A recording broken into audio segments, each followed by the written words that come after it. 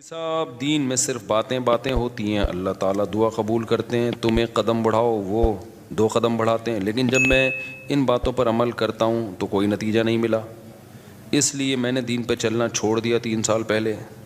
استغفر اللہ، پریکٹیکل کچھ نہیں ہے، صرف باتیں ہوتی ہیں دین میں۔ ہاں، حالانکہ میں تو دین پر چلنا چاہتا ہوں اور سچی توبہ بھی کی ایک بار، پر کچھ حاصل نہیں ہوا۔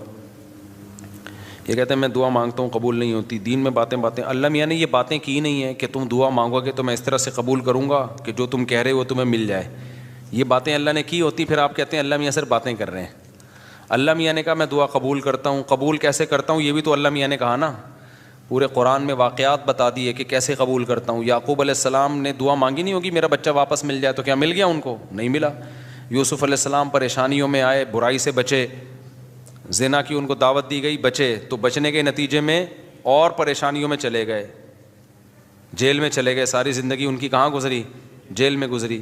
تو قبول ہونے کا یہ مطلب ہی نہیں ہے جو آپ سمجھ رہے ہیں۔ اگر دعائیں ایسے قبول ہوتی تو سارے کافر ہر وقت اللہ سے دعائیں مانگ رہے ہوتے بیٹھ کے، وہ کہتے ہیں یار ہمیں ضرورت ہی نہیں کچھ کرنے کی، ادھر دعا مانگو ادھر قبول ہو جاتی ہے۔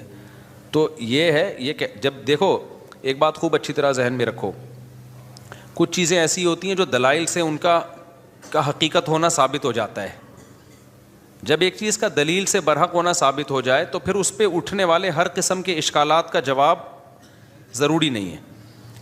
مثال کے طور پر آپ کو دلائل سے کسی نے ثابت کر دیا کہ ماں باپ یہ آپ کے ابا ہیں یہ آپ کی امی ہیں، اور یہ بھی ثابت کر دیا کہ ابا اماں خیرخواہ ہی ہوتے ہیں۔ یہ جب ثابت ہو جائے نا تو پھر ابا اماں اگر آپ کو کوئی کڑوی چیز بھی کھلا رہے ہیں تو پھر ابا اماں کو یہ ثابت کرنے کی ضرورت نہیں ہے کہ بیٹا اس میں تمہارا فائدہ ہے، کیونکہ پھر وہ دلیل دیں گے اس میں تمہارا فائدہ ہے۔ آپ کہو گے پھر یہ کڑوی کیوں مجھے کھلا رہے ہو، میٹھی کیوں نہیں کھلا رہے مجھے، اور کڑوی کھا رہا ہوں تو مجھے موشن بھی لگ رہے ہیں اس سے۔